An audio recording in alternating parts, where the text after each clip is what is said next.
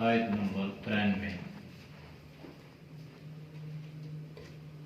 93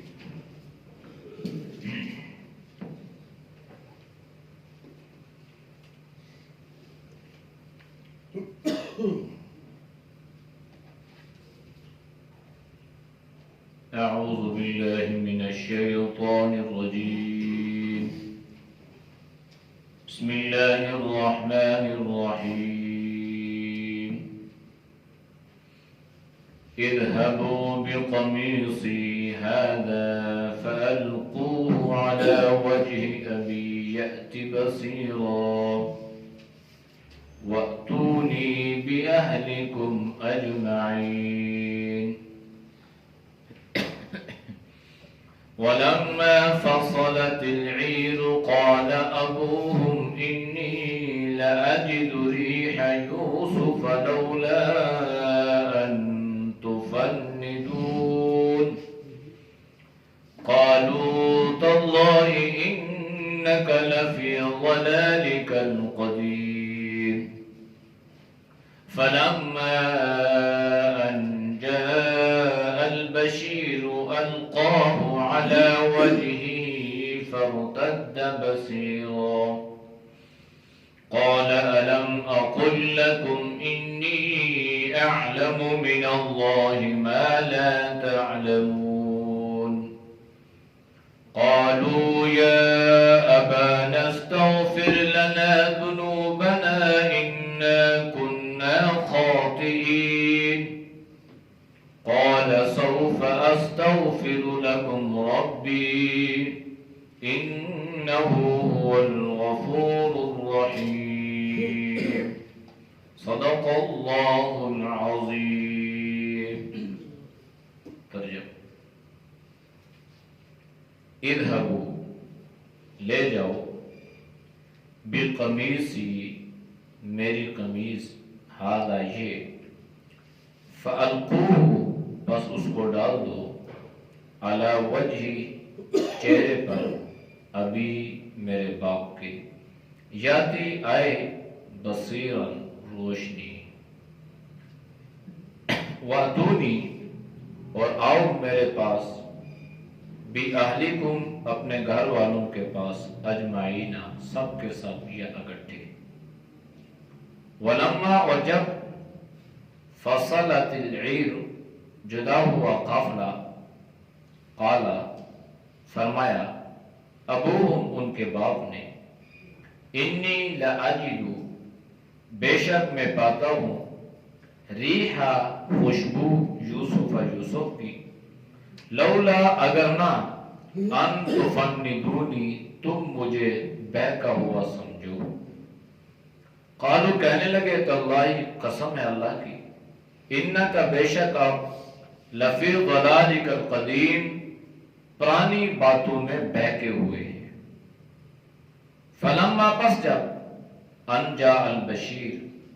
آیا خوشخبری دینے والا القاہو اس نے ڈالا علی وجہی اس کے چہرے پر فرتدہ پس پلٹ آئی بصیرن روشنی قال فرمایا الم اقل لکم کیا میں نے تمہیں نہیں کہا تھا انی عالم بے شک میں خوب جانتا ہوں من اللہ اللہ کی طرف سے ما وہ چیزیں لا تعلمون جو تم نہیں جانتے قالو کہنے لگے یا ابانا اے ہمارے ابا استغفر لنا ہمارے لیے بخشش طلب کر ذنوبنا ہمارے گناہوں کی انا کنا خاطئین بے شک ہم خطاوار تھے قال فرمایا سوف ان قریب استغفر لکم تمہارے لیے بخشش طلب کروں گا ربی اپنے رب سے انہ هو الغفور الرحیم بے شک وہ بخشنے والا مہربان ہے آیات کا ما قبل آیات کے ساتھ ربط یہ تھا کہ برادران یوسف نے حضرت یوسف کو پہچان لیا اور ان سے پوچھا کہ آپ یوسف تو نہیں ہیں؟ تو فرمایا ہاں میں یوسف ہوں اور یہ میرا بھائی ہے۔ بھائیوں کو کچھ احساس سے ندامت یا شرمندگی ہونے لگی، تو حضرت یوسف نے انہیں فرمایا کہ بھائی دیکھو، تمہیں پریشان ہونے کی ضرورت نہیں ہے، میں تمہارے ساتھ آج سلوک کی یا احسان کی اعلیٰ مثال قائم کروں گا، اور تم سے تمہارے کیے کا کوئی بدلہ یا انتقام لینا تو درکنار ہے، میں اس پر تمہیں تانا بھی نہیں دوں گا۔ لہذا اللہ سے معافی مانگو، اللہ تمہارے گناہوں کو، تمہارے خطاؤں کو معاف کرے، اس لیے کہ اللہ تو بہت بڑھ کر رحم کرنے والا ہے۔ آج کی آیات میں اللہ نے حضرت یوسف علیہ السلام نے اپنے بھائیوں سے کہا اذهبوا بقمیصی، اب آپ میرا یہ کرتا، میری یہ قمیض لے جاؤ، فَأَلْقُوهُ عَلَى وَجْهِ أَبِي يَأْتِ بَصِيرًا، اور میرے اس کرتے کو یا میری اس قمیض کو جا کر میری باپ کی آنکھوں پر مل دینا۔ کیا ہوگا؟ یاتی بصیرہ، ان کی روشنی واپس آ جائے گی، ان کو اللہ قوت بینائی عطا فرما دے گا۔ لہذا جب انہیں قوت بینائی مل گئی تو پھر آپ نے یوں کرنا ہے کہ آپ سب کے سب میرے پاس آ جاؤ۔ اب یہ حضرت یوسف علیہ السلام نے جو کرتا دیا کہ آنکھوں پہ لگا دو، روشنی آ جائے گی، تو یہ ایک معجزہ تھا جس کے بارے میں اللہ نے حضرت یوسف علیہ السلام کو آگاہ فرما دیا تھا۔ اور آپ جانتے ہیں کہ معجزے کا تعلق براہ راست اللہ کی ذات کے ساتھ ہوتا ہے، یہ انبیاء کا فعل نہیں ہوتا، یہ اللہ کا فعل ہوتا ہے۔ اگر انبیاء علیہ السلام کا یہ ذاتی عمل یا ذاتی فعل ہو تو ہر نبی رسول سے جب بھی کسی معجزے کی ڈیمانڈ یا فرمائش کی گئی تو وہ فوراً پورا کرتا ہے،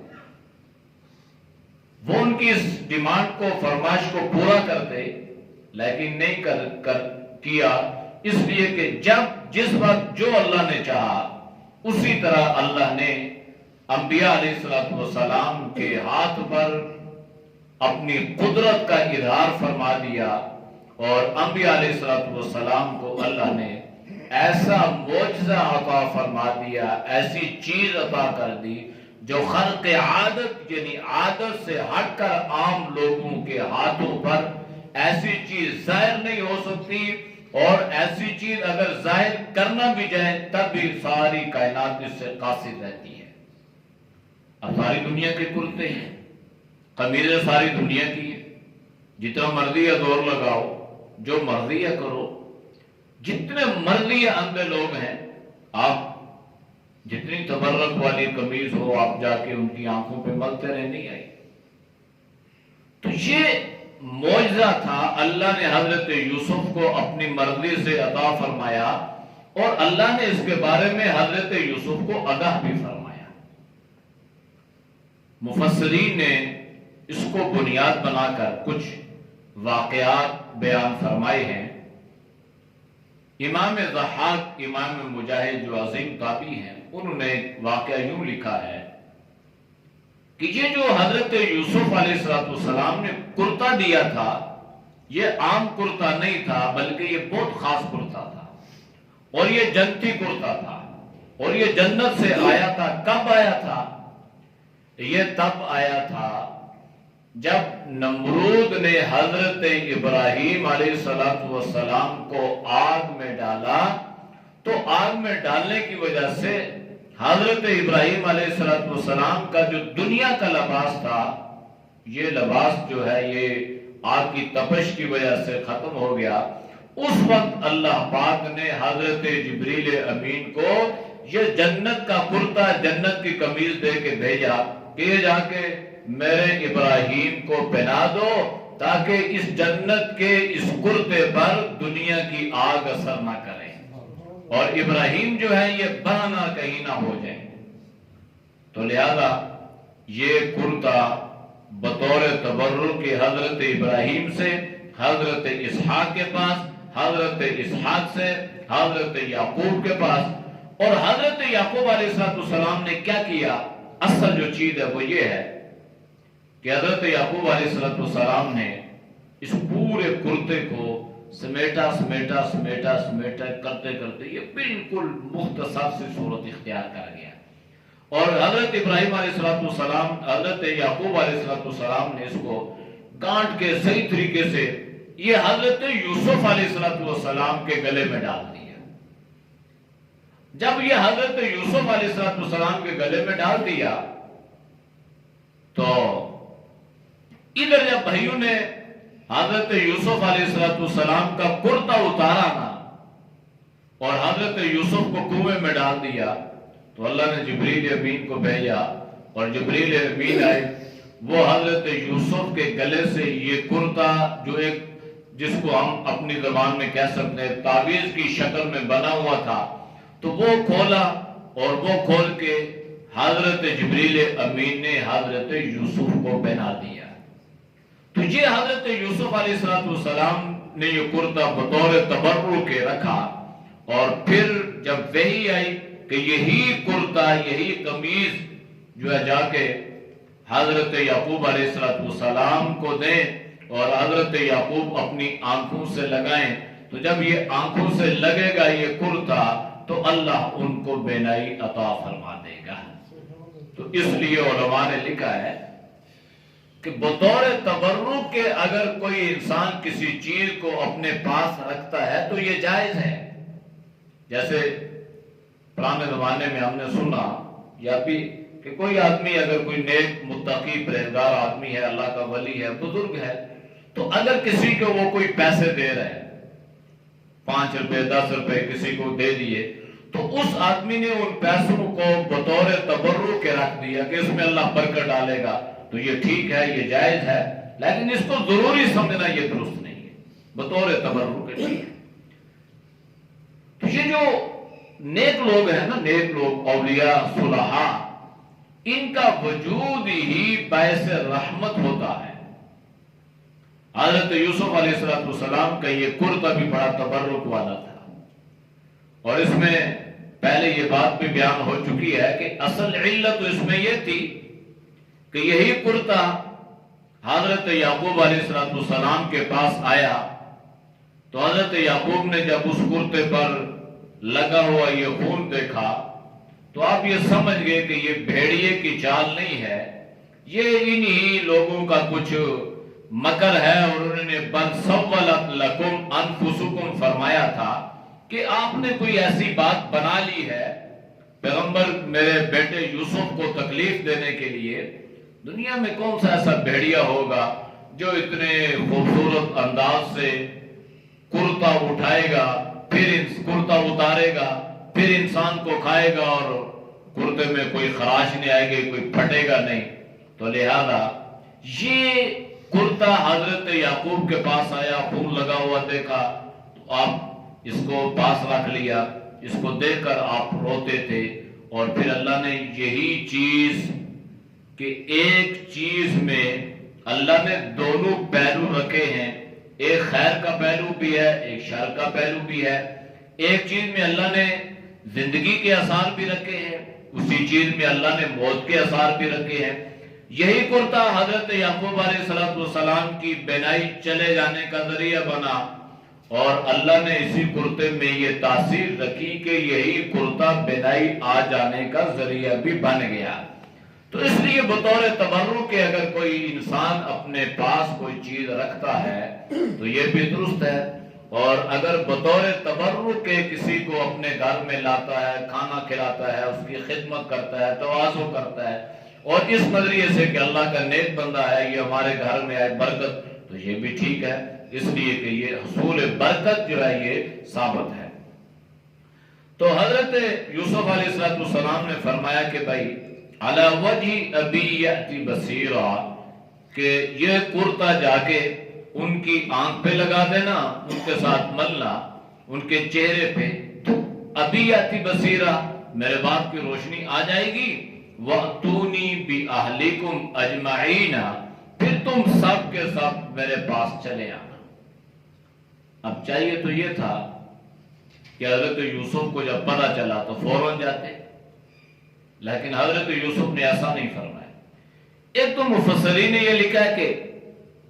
حضرت یعقوب علیہ السلام کی قوت بنائی ختم ہو گئی، آپ سفر نہیں کر سکتے تھے، چل نہیں سکتے تھے۔ پہلا تو یہ کہ پہلی بات تو یہ ہے کہ قوت بنائی تو آئے، آنکھوں کی روشنی تو آئے، اور جب روشنی آئے گی تو صرف باپ حضرت یعقوب نہیں بلکہ یہ سارے کا سارا کنبہ خاندان جو ہے یہ میرے پاس آ جائے گا۔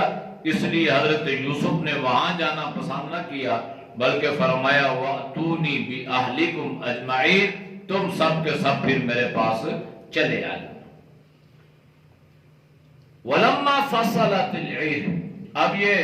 حضرت یوسف نے ان کو کرتا بھی دیا۔ اب ان کا جو سفر تھا نا، یہ تیسرا برادران یوسف کا، تو یہ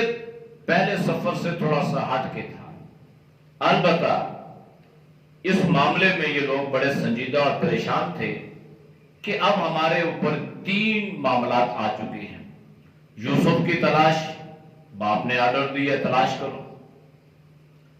بھائی پہ چوری کا الزام لگا ہے، اس کو عزیز مصر سے لے کر آنا، اور تیسری بات یہ ہے کہ غلہ لینے کے لیے تو ہمارے پاس کوئی پونجی، کوئی چیز، کوئی عوض نہیں ہے، لہذا غلہ بھی لے کے جانا ہے۔ تو یہ پریشانیاں بھی انہیں لاحق تھی، لیکن اس بار ان کے ساتھ یہ تھا کہ اللہ کی مدد اور اللہ کی نصرت ان کے ساتھ شامل حال تھی، اور اللہ جب کسی چیز کے کرنے کا ارادہ فرماتے ہیں تو اللہ ذہن کی گرہیں بھی کھولتے ہیں، اور اللہ کچھ کرنے کے اسباب بھی پیدا فرما دیتے ہیں۔ کچھ چیزیں پہلے ذہن میں نہیں آتی، اللہ کی مرضی، اللہ کی مشیت، اب وہی چیز ذہن میں آئی تو اللہ کی مرضی اور اللہ کے حکم سے ہوا۔ لہذا حضرت یوسف نے جب ان کو یہ ساری چیزیں دی تو اب یہ قافلہ روانہ ہوا۔ جب یہ قافلہ روانہ ہوا تو مفسرین مورخین نے لکھا ہے کہ تقریباً 250 میل کا فاصلہ تھا، 250 کلومیٹر۔ تو اب پہلی مرتبہ جب حضرت یوسف اس کنویں میں تھے کنعان میں، تو وہ اور حضرت یعقوب علیہ السلام کے گھر کا تقریباً 3 میل کا فاصلہ تھا، اور 3 دن حضرت یوسف اس کنویں میں رہے، 3 دن اس کنویں میں رہے، فاصلہ بھی 3 میل کا ہے، اور یہاں عرصہ گزر چکا ہے 40 سال سے زیادہ، تقریباً 50 سال کا عرصہ بھی گزر چکا ہے۔ بچپن سے جوانی کراس کر گئے اور نبوت بھی اللہ نے عطا فرما دی۔ ہوا کیا، جب یہ قافلہ روانہ ہوا اور حضرت یوسف نے اپنا کرتا، اپنی قمیض اپنے بھائیوں کو دی، تو ادھر حضرت یعقوب علیہ السلام لوگوں سے کہتے ہیں، قال ابوہم، فرمایا ان کے باپ نے، حضرت یوسف علیہ السلام کے والد نے، انی لأجد ریح یوسف، میں یوسف کی خوشبو محسوس کر رہا ہوں، میں پا رہا ہوں مجھے یوسف کے کرتے کی خوشبو آ رہی ہے۔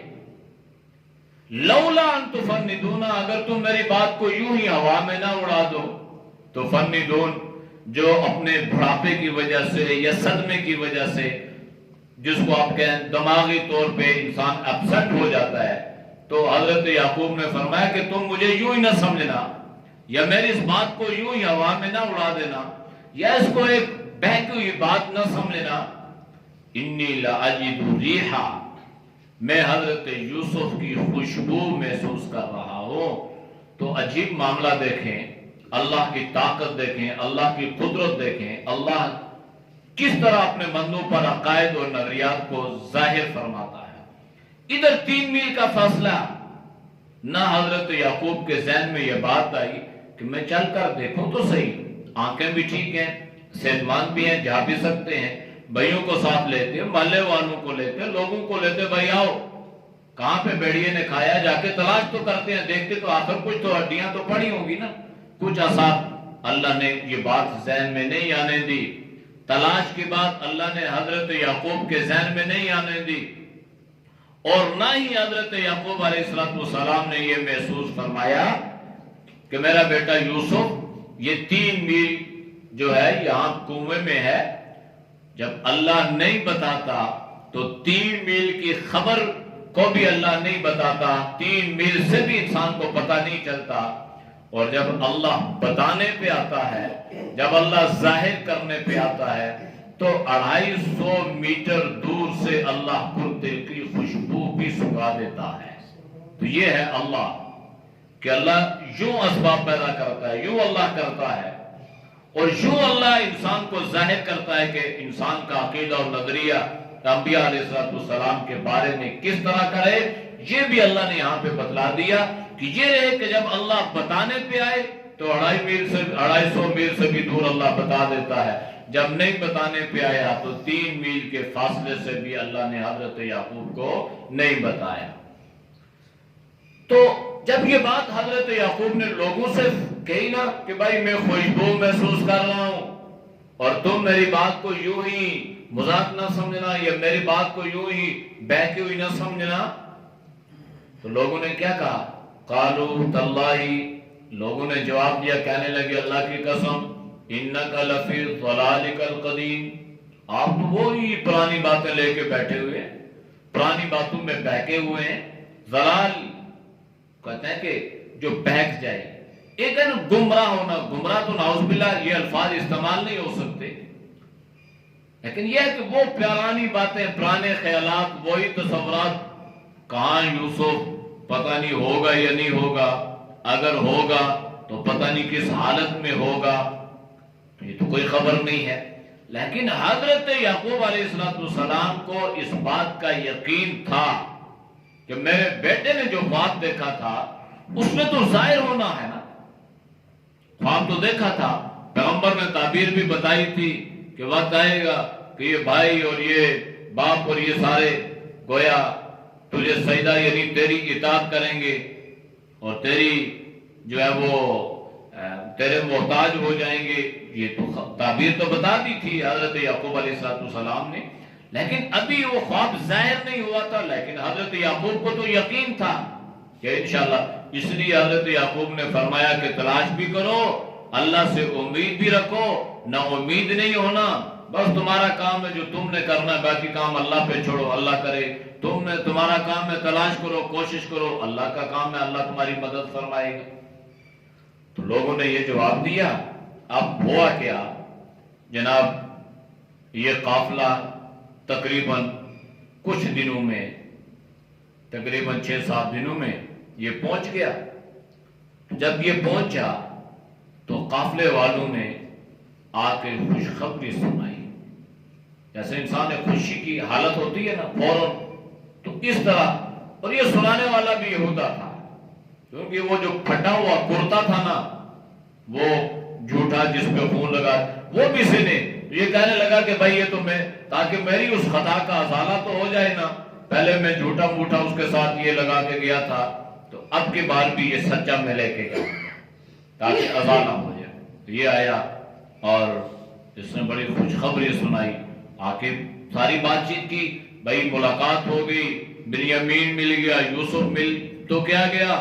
وہ تو وہی عزیز مصر ہے، وہ تو وہی بادشاہ ہے جس کے پاس ہم غلہ سامان لینے کے لیے، یہ سنائی۔ اب کیا کیا، وہ کرتا نکالا اور اس یہودا نے حضرت یعقوب علیہ السلام کے چہرے پہ رکھا، القاہ علی وجہہ،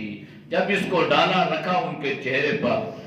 پر رکھنے کی دیر تھی، فرتد بصیرا، اللہ نے ان کو بینائی عطا کر دی۔ فرتدہ یعنی وہ لوٹ آئی، یعنی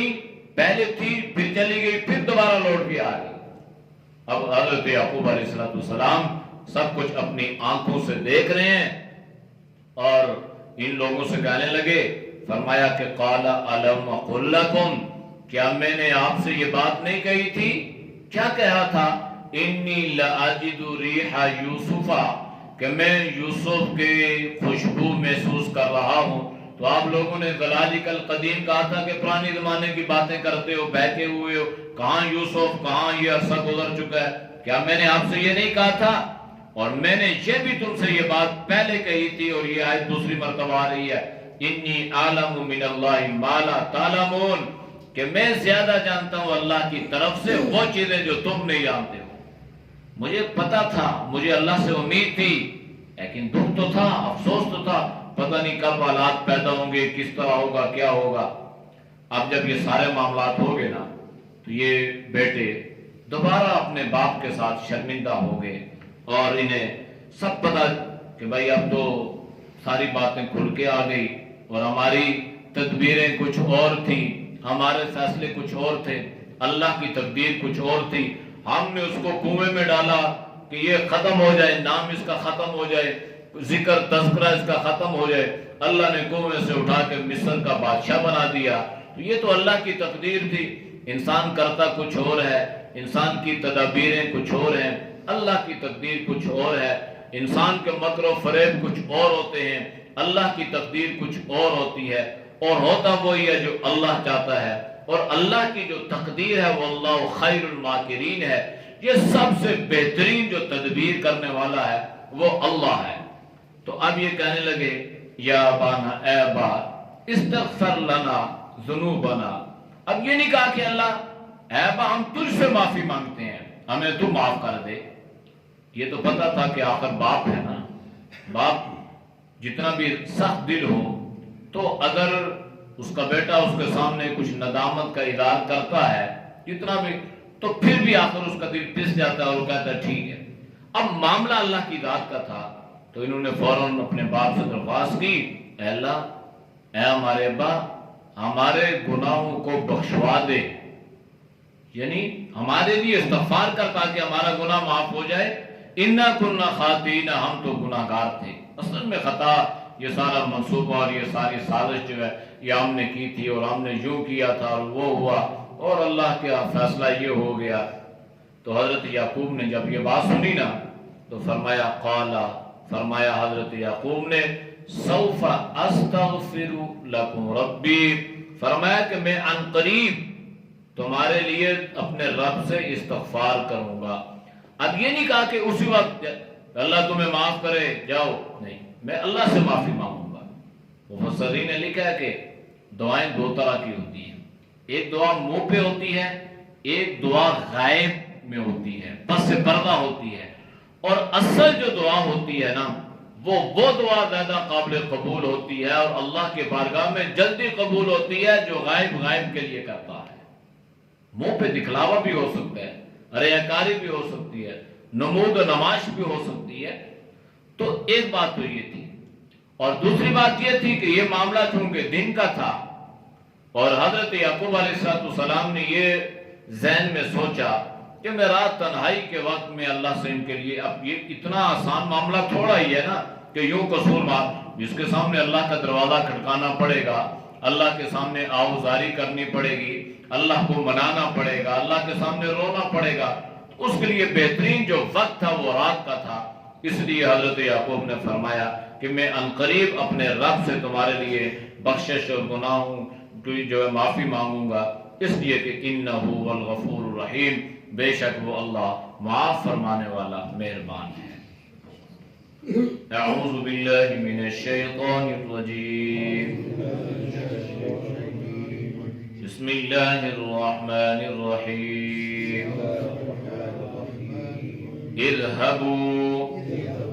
بقمیصی هذا فألقوه على وجه أبي يأت بصيرا وأتوني بأهلكم أجمعين۔ ولما فصلت العير قال أبوهم إني لأجد ريح يوسف لولا أن تفندون قالوا تالله إنك لفي ضلالك القديم فلما أن جاء البشير ألقاه على وجهه فارتد بصيرا قال ألم أقل لكم إني أعلم من الله ما لا تعلمون قالوا يا أبانا استغفر لنا ذنوبنا إنا كنا خاطئين قال سوف أستغفر لكم ربي إنه هو الغفور الرحيم صدق الله. الحمد لله رب العالمين والعاقبة للمتقين والصلاة والسلام على النبي الأمي وعلى آله وصحبه أجمعين. اے اللہ ہم سب کے سر میرا گناہوں کو معاف فرما. یا اللہ گناہوں سے حفاظت فرما. یا اللہ نیک اعمال کی توفیق نصیب فرما. یا اللہ برے اعمال سے، برے خیالات سے، برے راستوں سے، بری صحبت سے، یا اللہ بالخصوص حسد سے، کینہ سے، نفرتوں سے، قدرتوں سے، تعصب سے اللہ ہماری حفاظت فرما. یا اللہ ایک دوسرے سے محبت عطا فرما، الفت عطا فرما. یا اللہ ناچاکیوں کا خاتمہ فرما. ایک دوسرے کے حقوق پہچان کر ادا کرنے کی توفیق نصیب فرما.